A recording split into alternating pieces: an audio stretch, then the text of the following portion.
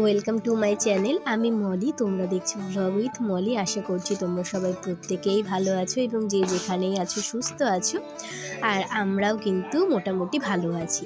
তো আমার একটুখানি সর্দি লেগেছে, আশা করছি তোমরা গলাটা শুনে বুঝতেই পারছো। তার সঙ্গে গলাটা একটু বসে গিয়েছে, একটুখানি কাশিও হচ্ছে।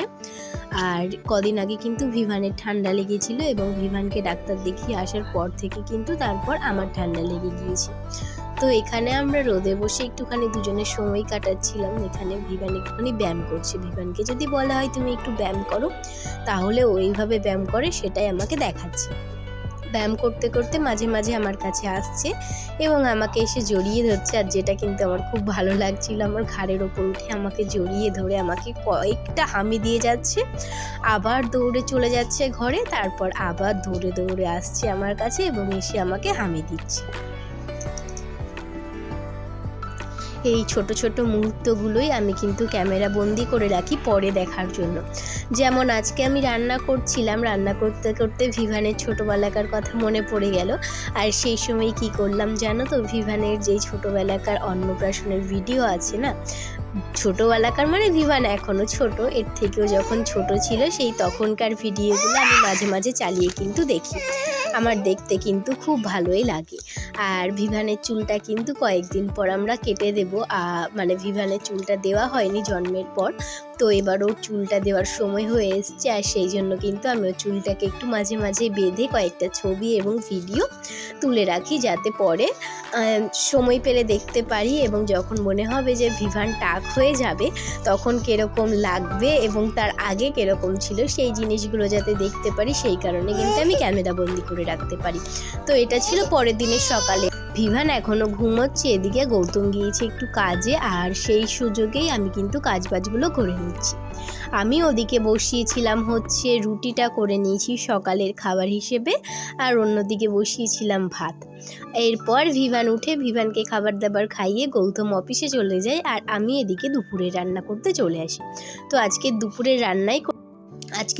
রান্নায় থাকছে হচ্ছে আলু সজনের ডাঁটা দিয়ে মাছের ঝোল, আর লাস্টে একটু ধনেপাতা ছড়িয়ে দেবো। খেতে কিন্তু খুব সুন্দর লাগে, পাতলা পাতলা তরকারি। এটা কিন্তু আমি ভিভানকেও খাওয়াই এবং আমরাও খাই।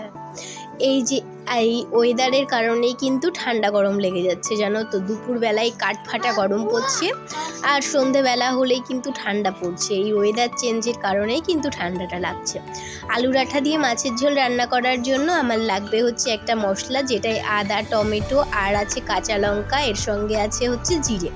আমি এটাকে একটা পেস্ট বানিয়ে রেখেছি। অন্যদিকে আমি কিন্তু কিছুটা ধনেপাতা কুচিয়ে রেখেছি, আর আলু ডাঁটাটাকে আমি জলের মধ্যে চুবিয়ে রেখেছি ভালো করে ধুয়ে।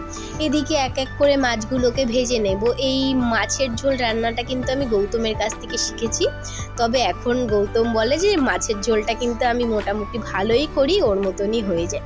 তবে জানো তো, আমি কিন্তু রান্নাবান্না খুব একটা পারতাম না, আমি ওই ইউটিউবের দৌলতেই কিন্তু রান্নাবান্না শিখেছি।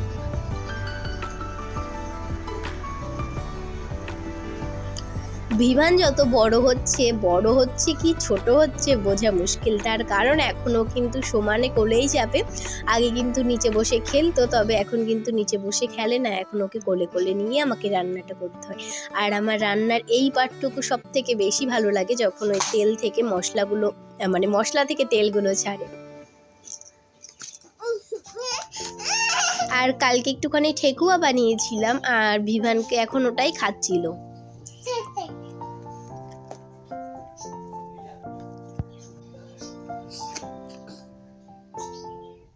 এই ছোট ছোট মুহূর্তগুলোই কিন্তু আমার কাছে খুবই স্পেশাল।